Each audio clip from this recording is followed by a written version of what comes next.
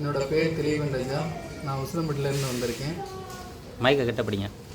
நான் இங்கே ஆத்ம யோக பயிற்சிக்கு வந்தேன். மற்ற இடங்களில் கற்றுக்கிட்டதை விட இங்கே தியரிட்டிக்கலாகவும் அதோடு சேர்ந்து ப்ராக்டிக்கலாகவும் முக்கியமாக இது உள்ளார்ந்த உணர்வுபூர்வமான பயிற்சியாக அட்ட யோக நிலையும் சரக்கலை மற்றும் தியான நிலைகள் மற்றும் கை விரல்களில் பஞ்சபூத தத்துவத்தின் அடிப்படையில் நம் சக்கரம் அப்படின்றலாம் தெரியல, சில இடங்களில் பிசிறு தட்டுதல் இருக்கும். அருகாமையில் நீங்கள் செய்கிறத உங்கள் முத்திரையை உங்கள் கை விரல் அசைவு மூலமாக கூட தெரிஞ்சுக்குவாங்க. நீங்கள் அதுக்கப்புறம் தியான முறையில் அங்கேயே உங்கள் முத்திரையை பிடிச்சு பார்த்து நீங்கள் கண் முன்னாடி என்ன எஃபெக்ட் இருக்குன்றத சாமி அவங்க கேட்டு தெரிஞ்சுக்க வச்சுருவாங்க. ஏன்னா அதில் நம்ம பொய் சொல்கிறதுக்கெலாம் எதுவுமே இல்லை.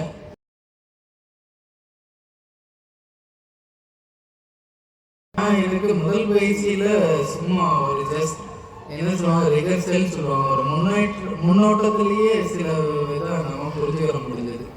அதை மற்ற இடங்களெல்லாம் ஃப்ராக்ஷன் ஆஃப் செகண்ட்ஸில் உணர முடியாது.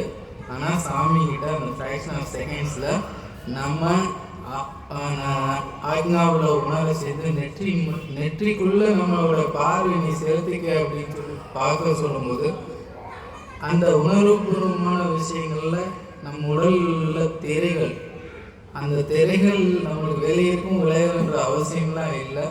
அது யார் ஒருவரும் உணரக்கூடிய எளிய ஒரு சில வினாடிகள் உணர்ந்து சொல்லக்கூடியதாக சாமி முன்னாடி சொல்லும்போது அதோட ரிசல்ட் என்னன்னு தெரிஞ்சுக்குவோம். நான் பல இடங்களுக்கு போயிருக்கேன். இந்த மாதிரியான இயற்கையான முறைகளில் அதை உடலில் அப்ரோச் பண்ணி நம்மகிட்ட ஃபீட்பேக்கை கரண்ட் டைமில் கேட்டு அதை அப்ரோச் பண்ணி இது உண்மை இல்லை அப்படிங்கிறத உணர முடியாத அளவு தான் இருக்கும். ஆனால் இங்கே நாம் உணர்ந்தது மற்றவங்களை உணர்ந்ததும் எல்லாமே ஒத்து போகிற அளவு தான் இருக்கும். அதனால் இதில் எந்தவித ஏமாற்றமும் இல்லை.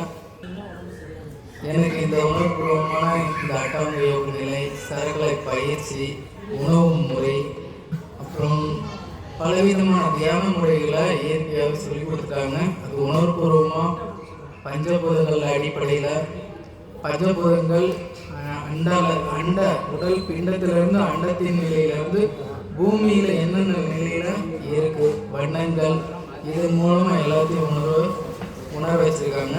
இவ்வளோ இதெல்லாம் ஒரு நாளில் கொடுக்க முடியுமான்றதெல்லாம் வேறு இடத்துல சாத்தியம் இல்லை. இது மிகப்பெரிய பொக்கிஷம். ஒரு நூலாகவே எழுதணும். என்னை விட்டால் நான் ஒரு நூலாகவே எழுதிடுவேன். அது அவ்வளோ சாத்தியமானது, உண்மையானது, சத்தியமானது. நன்றி சாமி.